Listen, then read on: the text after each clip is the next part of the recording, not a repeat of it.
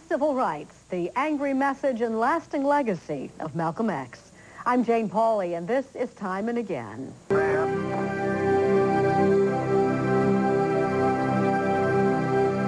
Good evening.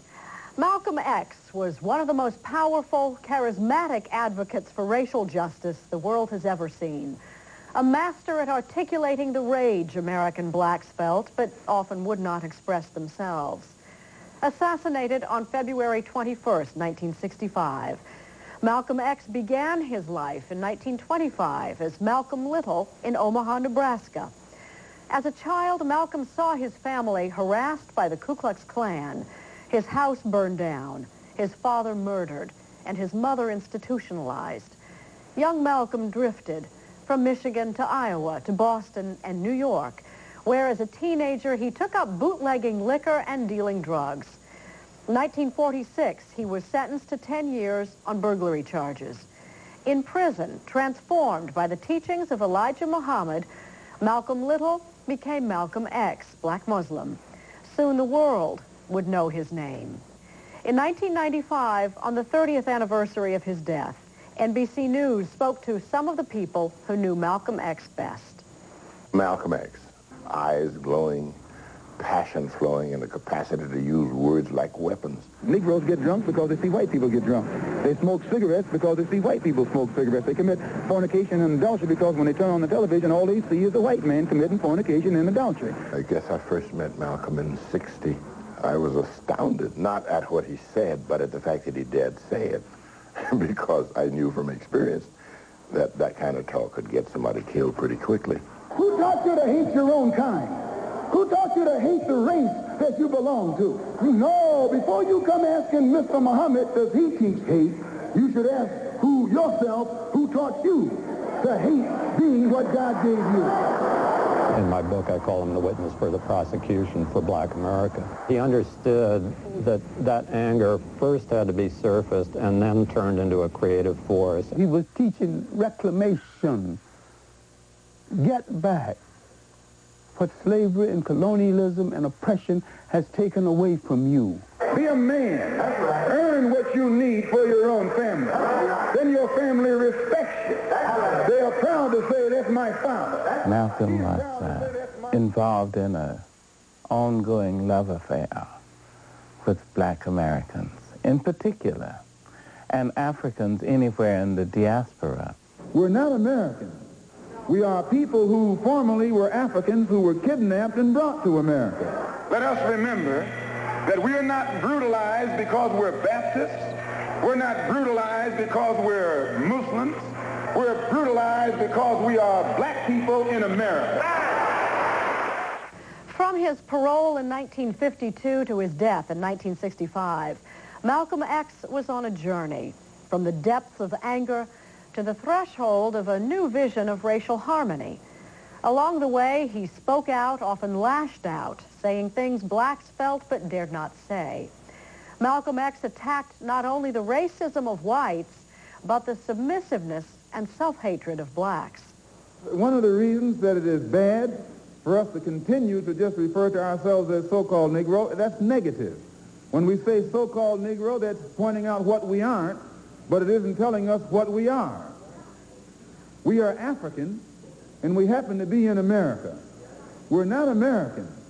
We are people who formerly were Africans who were kidnapped and brought to America.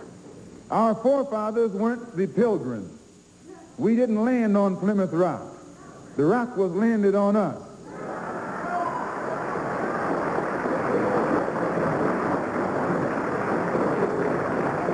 We were brought here against our will. We were not brought here to be made citizens. We were not brought here to enjoy the constitutional gifts that they speak so beautifully about today. And because we weren't brought here to be made citizens today, now that we've become awakened to some degree and we begin to ask for those things which they say are supposedly for Americans, they look upon us with hostility and unfriendliness. What is it? What is it that makes it difficult for the philosophy of nationalism to spread among the so-called Negroes? Number one, they think they have a stake in America.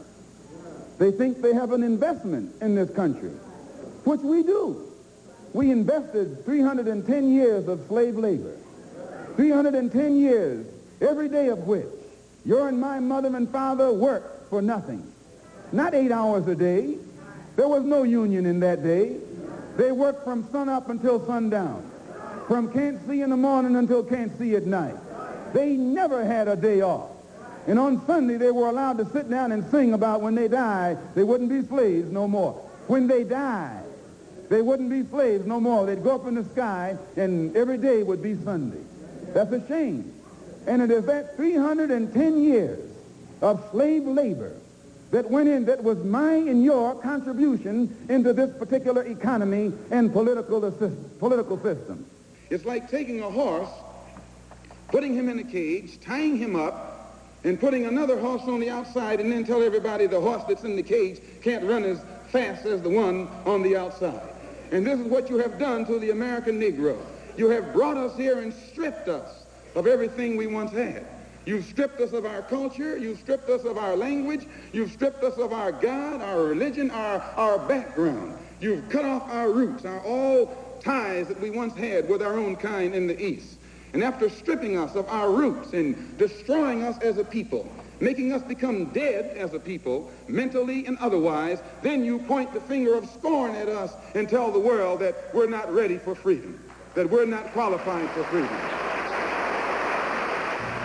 You propose that Negroes defend themselves? Well, in areas in this country where the government has proven itself either unable or unwilling to defend Negroes who are being brutalized by racists and bigots and white supremacists, then instead of the so-called Negro man continuing to watch his churches being bombed and his little girls being murdered, it's time for the so-called Negro man to take a stand.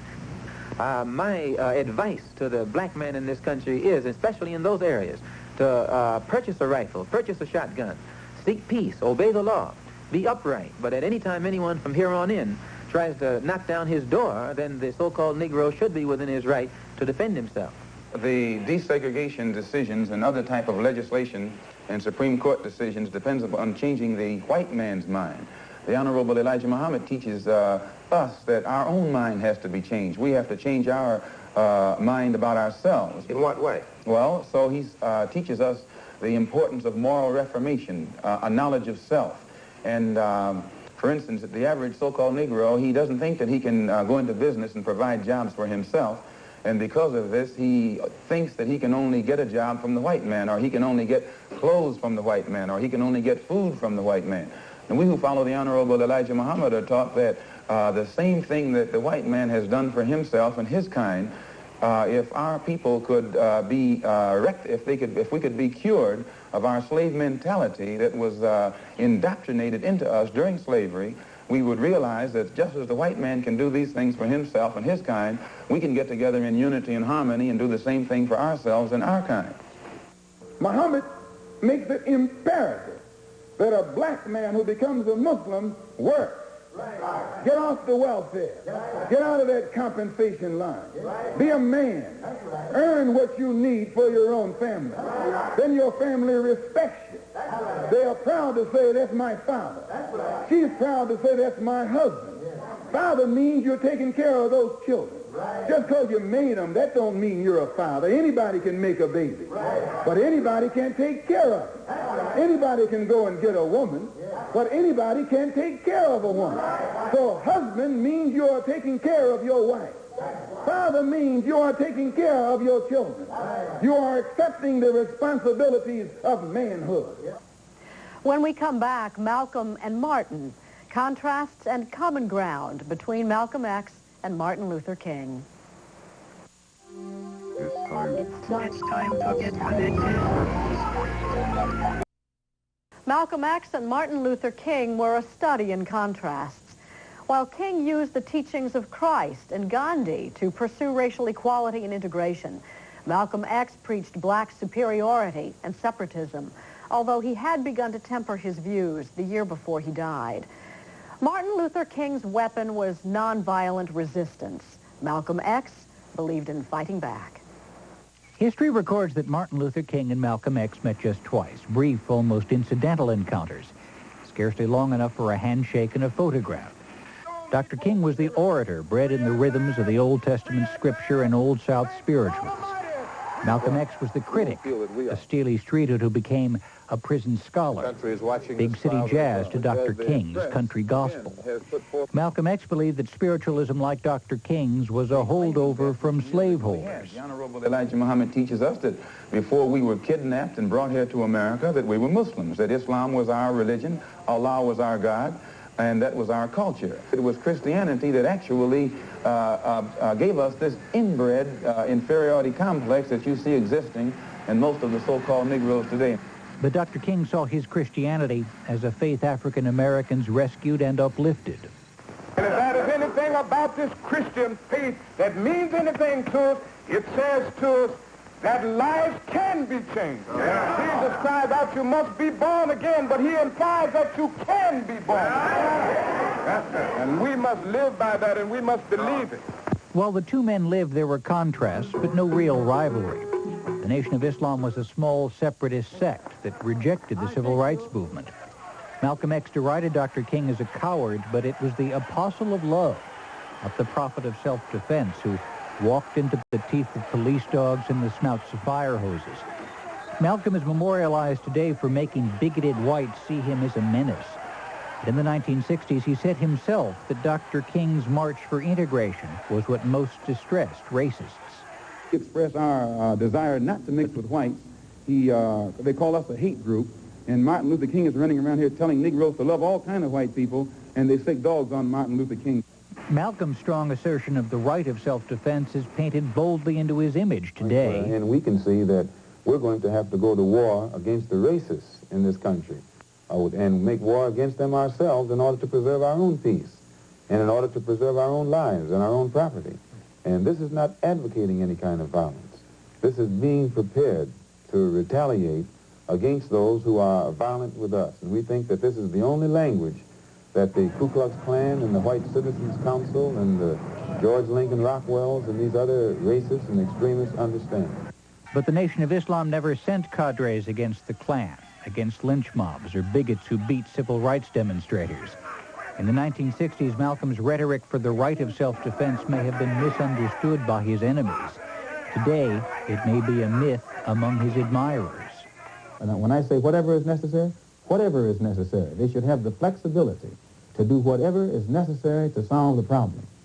Investigations over the past 25 years have revealed much about the FBI's campaign to discredit, to smear really, both Malcolm X and Martin Luther King. Men stood apart because of honest and important disagreements, differences that bigots, among them it might be said the FBI, could never recognize. Their lives were threatened. Their convictions stayed steady. And if a man has not discovered something that he will die for, he isn't fit to live. And in one of the odd notes of history that sometimes fall into place, these two differing men whose lives are still so full for study, symbolism, and speculation were both 39 years old when they were shot to death. Although Malcolm X and Martin Luther King both were hated and feared in their day by much of the white establishment, King has been elevated in death. His birthday made a national holiday. Malcolm X won a different kind of mainstream awareness in 1992 as the subject of a major motion picture by director Spike Lee. Malcolm and Martin Luther King saw things from completely different perspectives. In life, in fact, Malcolm demeaned Martin. And after Malcolm's death, Dr. King had this to say. I think Malcolm X did serve a role. I think he played a role in pointing out the problem, calling attention to it. But his great problem was an inability to emerge with a solution. Do you think Malcolm today should enjoy the same stature as Dr. King? He is. I mean, we don't need the United States government to give us a holiday for us to celebrate Malcolm's legacy. When we come back, Malcolm X's 60s-style message meets 90s-style marketing. He's outraged. Again, you've been had. You've been took. You've been hoodwinked. You think Malcolm's message, to the extent it comes through in the movie, is going to be tough for white audiences to take? Sometimes the truth is tough, but what we'll say, Brian, is that what we try to do with this film is show the many different messages that Malcolm had. There was not one Malcolm, there was not one message he gave. And the white media, the one they always put out there, was the one that Malcolm said that every single white person in this country was a blue-eyed, grafted devil. He said that, but he evolved past that point, but that's the one image that sticks in white America's mind for the most part. Malcolm X's final unfinished transformation began in 1964 after a falling out with Elijah Muhammad and a pilgrimage, or Hajj, to the holy city of Mecca. It opened his mind to a broader vision of Islamic faith, one that could embrace all races. By the end of his life, Malcolm had changed his name, and it also changed his mindset. Had come to view black Muslim theology as a theological aberration. And do you view him as less of a hero than the one who preached racial separation? I understand why Malcolm would applaud that plane dropping out of the sky and killing all those white folks. I mean, Malcolm X said that I'm a product of America. I didn't just wake up in the morning and became the person I am. You know, his father got killed by the Klan. The state destroyed his family, put his moms in a mental institution. I mean, we've been second-class citizens for 400 years. I don't dispute any of that, but I mean, your film takes him through that evolution. Right. It takes him on to Africa, and you have some wonderful scenes in there about Malcolm's Hajj. Yes. When he goes to Mecca. But the man who comes back is a very different man. I'm asking you if you think he is less of a hero. When he comes back? When he comes back. No, I just felt that he was on a path, a journey, and he was still on that journey and got assassinated at the Audubon Ballroom. People who knew Malcolm suggest that he really never knew himself. That towards the back end, in fact, while it would be an exaggeration to say he wanted to die, that he wanted to become a martyr. Do you buy that? Well, there's a line at the end of the movie where he says it's a time for martyrs, and he said that right before he went on stage when he got shot down. And I believe that. In addition to bringing Malcolm X's message to a huge new audience, Spike Lee's movie triggered something Malcolm and his followers would have found unimaginable: a wave of merchandising crossing all racial lines. NBC's Bob Herbert filed this report on November 16, 1992, the week the movie came out.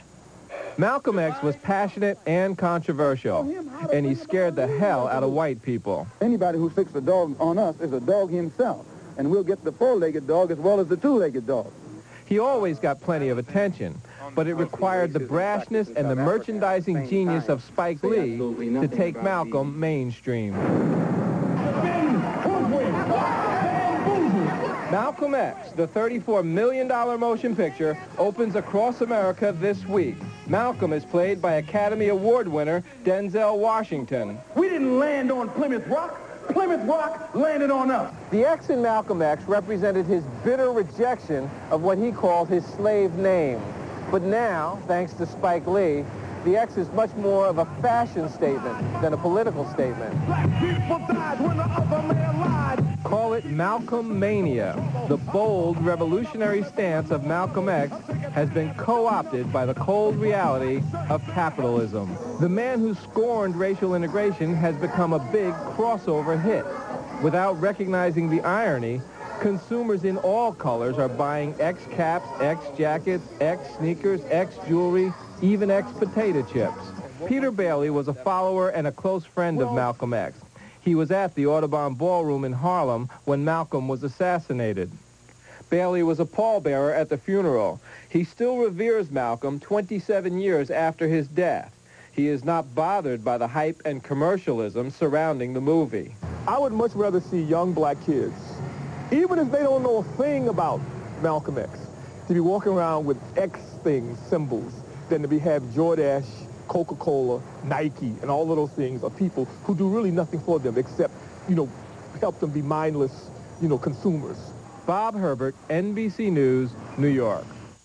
Tomorrow, 1967, Vietnam. So many... Malcolm X gave his last speech on February 21st, 1965, in Harlem's Audubon Ballroom. A few minutes after he'd begun, 3 men, later identified as members of the Nation of Islam, stood and fired 16 shots into Malcolm X as his pregnant wife and 4 daughters looked on.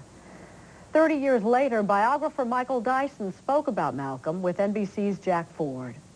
Why do you think there's still such a powerful fascination with Malcolm X in his life? Well, I think because Malcolm's charisma has grown more in death than it did in life. He made significant achievements rhetorically, oratorically, his ability to say words that inspired people, that unleashed the forces of rage within African Americans' psyches. He was able to unleash that, and yet his anger rhetorically was directed in such a way that was able to show black people that you could speak truth to power and say things to white folk in their faces without fear of recrimination, without fear of reprisal, and without fear of what they would do to you. That kind of bold, defiant, rhetorical gesture appeals to young people now, especially when we're living in an era where there are broad attacks on affirmative action, where young black men and women are increasingly demonized, when black women are seen as the image bearers for the welfare queens of society. So the broad variety of ways in which black people continue to be the very vehicles for the demonization of our community, Malcolm X's appeal and charisma speak most poignantly to that kind of thing. We want freedom by any means necessary. We want justice by any means necessary. We want equality by any means necessary. We don't feel that in 1964, living in a country that is supposedly based upon freedom and supposedly the leader of the free world, we don't think that we should have to sit around and wait for some segregationist congressmen and senators and a president from Texas in Washington, D.C. to make up their mind that our people are due now some degree of civil rights. No, we want it now, or we don't think anybody should have it. That's time and again for now. Thanks for joining us. I'm Jane Pauley, and we're History. No matter how much respect, no matter how much recognition whites show toward me, as far as I'm concerned, as long as that same respect and recognition is not shown toward every one of our people in this country, it doesn't exist for me.